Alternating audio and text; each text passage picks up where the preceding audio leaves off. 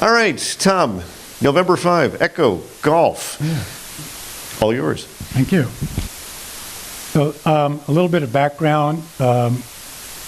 Folks from TAPR talked with Nathan at the DCC last fall about a HF receiver and magnetometer network for widespread citizen contribution to ionospheric science. At that time, we looked at and discussed a multi-channel receiver with precision timestamping capable of 24-hour data collection and retrieval from a central site for interesting events that might have occurred in the past 24 hours. The objectives were very low cost, easy to deploy. About 2 weeks ago, a lot of the key parameters were discussed, and they may be changing. And so this presentation kind of got ash-canned about 2 weeks ago. And we took instead a look at what some of these impacts are. I have to caution you, the analysis here is only 2 weeks old, and so take it with a grain of salt. So this presentation's been refocused a little bit to look at a couple of key science parameters and try to estimate what those general impacts are on a receiver. So the key parameters, in my view, the number one is what's called range resolution. How small of an area of the ionosphere are you trying to resolve with the receiver? And the reason is there are a lot of technical parameters on a receiver that depend on the required range resolution. The system bandwidth, the ADC sample clock rate, the amount of data storage capacity, the kind of data interfaces you need on the receiver, and clock phase noise all strongly depend on the range resolution that you need. And then the second factor is what kind of timing resolution and accuracy do you need to support GPS timing accuracy. You have to worry about oscillator smoothing and stability. And then there are some other hardware issues that have not quite as strong impact, such as sensitivity and dynamic range, channel isolation, etc. So I did a back-of-the-envelope calculation based upon the most stringent requirement.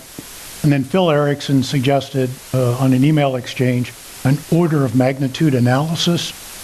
And so I got a whole stack of envelopes and basically looked at the back of the envelope calculation kind of for 1, 10, 100, 1,000, kind of that level of detail. So if we look at resolution versus system bandwidth, the classic oscilloscope approximation is the bandwidth that you need is 0.35 over the rise time. The radar range resolution rule of thumb is that the resolution is equal to the speed of light c divided by twice the bandwidth. And if you look at that, if you want to get a rise time in the order of about 3.5 nanoseconds, that is resolving a 1 meter object, you need about 100 megahertz of system bandwidth. That means transmitter bandwidth, transmitter antenna, receiver bandwidth. If you want to resolve about 10 meters, you need something on the order of 10 megahertz of receiver bandwidth. And 100 meters is about a megahertz of system bandwidth. If you use the radar equations, you get about half of this. And so the first thing I did was put together a simulation using GNU Radio. And the simulation has two 1 meter targets separated by 1 meter spacing. And then applied filters. And the two filters I applied were a 50 megahertz filter, which corresponds to the radar equation, and 100 megahertz, which corresponds to the oscilloscope equation. And these are the bandwidths at -6 dB. And of course, these are the half bandwidths, so these are the baseband. At RF, you would have double that bandwidth for a bandpass filter. So these are the filter shapes. So I just told GNU Radio, give me a 50 megahertz filter with a 200 megahertz with a transition band out to 200, and a 100 megahertz with the transition band out to 200. And GNU Radio did its best to get the transition bands, but it's not exact. If we look at what happens, this line here that's a little bit faint, that's the response you get from these two 1 meter targets separated by a meter. And using the 50 megahertz half band, and it really does not resolve the two individual targets. It just gives you one clump. If you look at the 100 megahertz, you can see a little bit of a dip in between the two, so it's just barely resolving two 1 meter targets at a separation of 1. I ran the simulation at a gigasample per second. You run it at 2, and the curves don't have kinks. They look nice and smooth, but the numbers are exactly. So it's not being limited by the sample rate of the simulator. The next impact is phase noise. Phase noise on a local oscillator is going to have two impacts. Number one is it's going to degrade the sensitivity of the A to D converter at high frequencies, and the second is it's going to cause jitter in any down-converted signal. So if we look at a received signal at RF and we multiply it by a local oscillator, we'll get a baseband signal.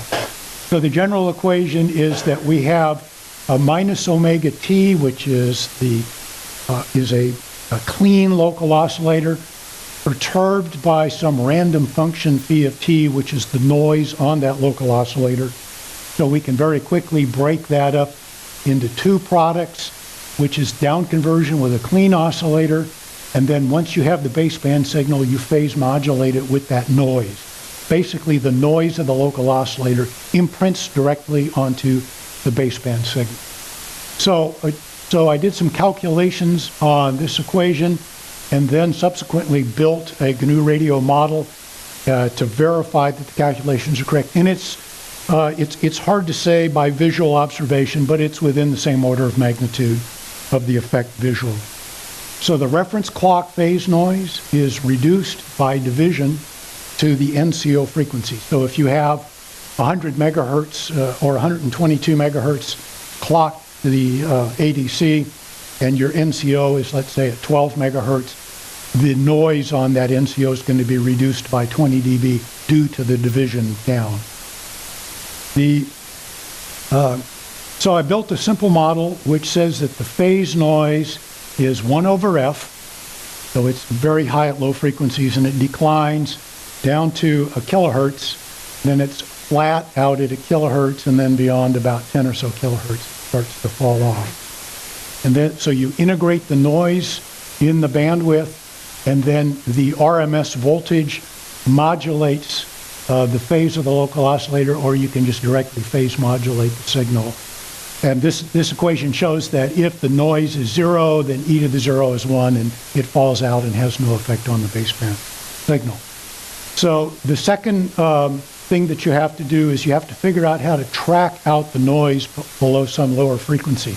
One of the problems with phase noise is it does not converge as you go lower and lower in frequency. So the energy in the phase noise goes to infinity as you go to 0 frequency. So you have to, in fact, track out, and so the calculations I have here assume that somehow we track at 1 hertz.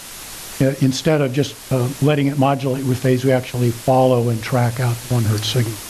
Based upon integration here, I looked at the NCO phase noise at 1 hertz offset from the carrier and at 1 kilohertz offset, and looked at the jitter in degrees RMS, assuming that we track out any noise below a hertz.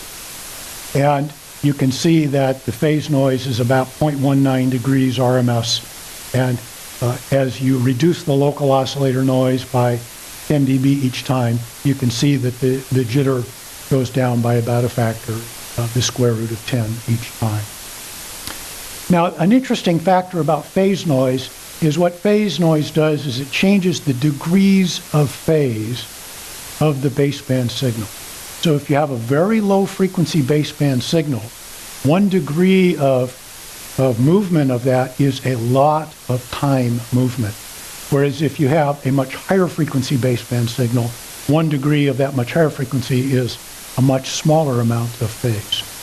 So if we downconvert and derive a 1 hertz signal, this computes the RMS jitter to that 1 hertz signal based upon this amount of phase noise in the NCO oscillator. So here we can see that if we have a fairly dirty oscillator, we're looking at many hundreds of microseconds of phase jitter on that 1 hertz signal.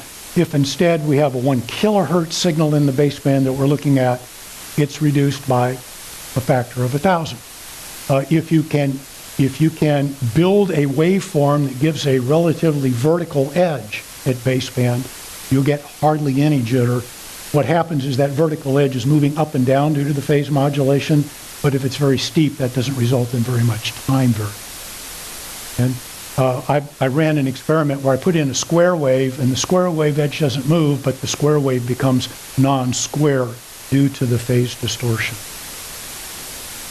So this is the phase noise simulation done in GNU Radio. It just models that previous equation. And it's about like watching paint dry, but it's not quite as exciting. You can see the zero crossing here jitters around. And it jitters around about by the amount shown on the chart on the previous slide.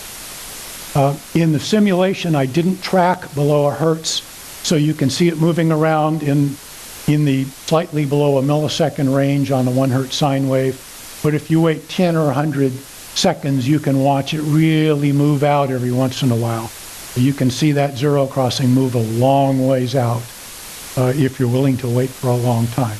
So it visually matches calculations, but that's by staring at a screen for 100 seconds, and I'm not sure people are that accurate. So here's the phase noise approximation. This is the half band of the noise spectrum. So the GNU Radio module has a noise generator that models 1 over F flat and then falls off, which is reasonably approximate to a practical oscillator. Unfortunately, GNU Radio does not let you display the log of the frequency. It only displays linear. So it kind of doesn't look like what you're normally expecting to in a phase noise plot, but it's approximately correct. The next factor that we have to worry about is analog to digital converter clock jitter. So if let's assume that we clock 122.88 megahertz on the analog to digital converter that's sampling RF. 1 picosecond of jitter is 0.04 degrees, 10 picoseconds is the 0.44 degrees. This chart is from a well-known dual channel A to D converter, I'm sure Scotty knows about it, that shows what kind of SNR degradation that you get depending on the amount of jitter in the ADC clock. And so in this case, if we look at, say, 30 megahertz here, we can see that if we have NCO that's minus 60 dBc at 1 hertz, declining to minus 120 dBc at a kilohertz, we'd have about 1.5 picoseconds of jitter RMS on that ADC clock, and that results in about an 8 dB SNR degradation at 30 megahertz on that converter. So we have to be careful that we have a clean enough oscillator on the ADC, and that that clean oscillator, when divided down to form an NCO, also results in a sufficiently low amount of phase noise not to cause a lot of jitter. A couple of lessons I think here are that a clean oscillator is very important for precision measurements, as we showed on the chart. So all of that comes up in this eye test that was suggested by Phil. What do we need in terms of performance? So if we request a range resolution of a meter, we're going to need a system bandwidth on the order of 100 megahertz. I think that's probably difficult to accomplish at HF, right? Because if you're trying to look at 14 megahertz, 100 megahertz kind of is a little bigger than the carrier frequency. The data rate at Nyquist, 2x sampling, 16-bit data, 2 channels, is on the order of about 6.4 gigabits per second. And that assumes that we really only need 100 megahertz. I think, in fact, you may need double that to account for the transition of the filter. The received data interface would be probably 1 or 2 10 gigabit Ethernets on that receiver, or a PCIe X4 Gen 2 or 3 to move that data. 24 hours of data storage would be 69 terabytes of data. And the phase noise requirement is on the order of minus 100 dBc, going down to about minus 160. That's a very challenging noise floor on. My experience with SATA 3 spinning hard drives is that you would need about 8 to 10 drives in parallel striped as RAID 0 to keep up with that data rate. So if you wanted spinning magnetic storage, you're going to need an extremely large RAID array to hold that amount of data. You could also do it with solid state drives, and you could probably get away with maybe 3 or 4 because the solid state drives will stream much faster than a spinning drive. But if you need that much storage, you probably can't afford the solid state drives that would do that. More likely, you use a high performance storage area network instead of a RAID array of spinning drives. If we go down to 10 meters, the system bandwidth comes down. We can get away with a gigabit Ethernet, some reasonable amount of storage, a lot easier local oscillator, and 1 or 2 drives striped. An SSD might work without that striping, and so on down. So if we get down to 100 meters, a kilometer, 10 kilometers, we get into the realm where it's a little bit more practical, perhaps, to build something like that. I'm going to call it quits here. I think we've run out of time. There's more detail later on. Okay, a few minutes for questions.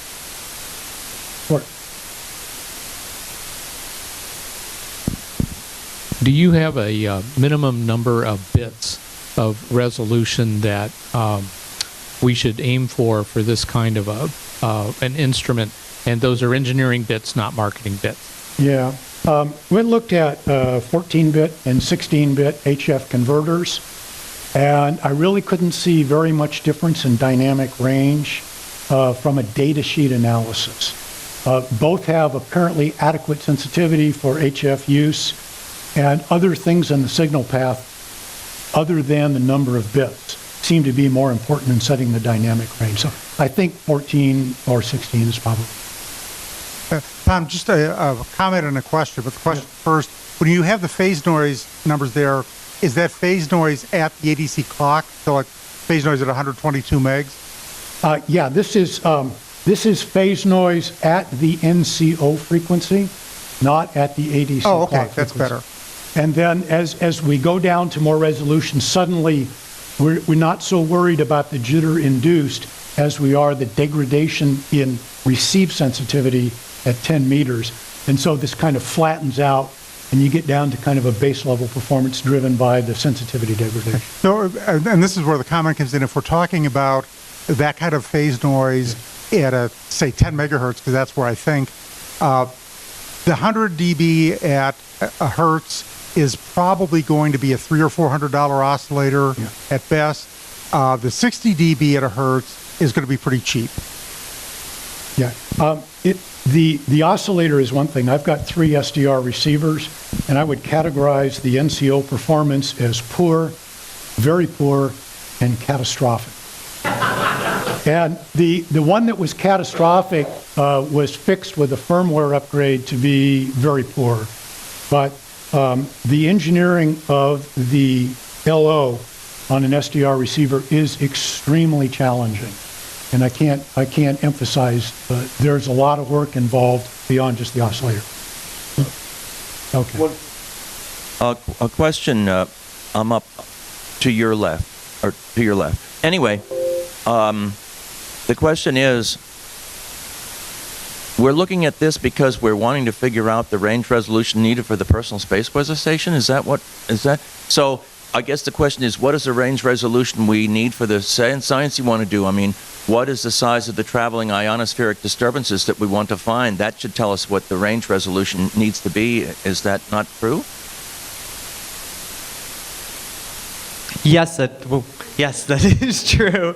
But there's many different types of ionospheric physics targets we can get to, and so some of them can go down to like very small, like micro fluctuations, and some of them can be these traveling ionospheric disturbances that are hundreds of kilometers long. So doing an analysis like this helps us to understand what's feasible for us to target. So based on this, we're probably not going to be doing the 1 meter target size, at least in this particular manner. But it might suggest that, yes, doing the hundreds of kilometers medium scale traveling ionospheric disturbances, that is a reasonable target. So that is kind of typical for traveling the kind of stuff that you've been detecting in your analysis so far, hundreds of kilometers? Yes. Yeah. The wavelengths are several hundred kilometers period, or 15 minutes, 30 minutes. Yeah, yeah. Okay.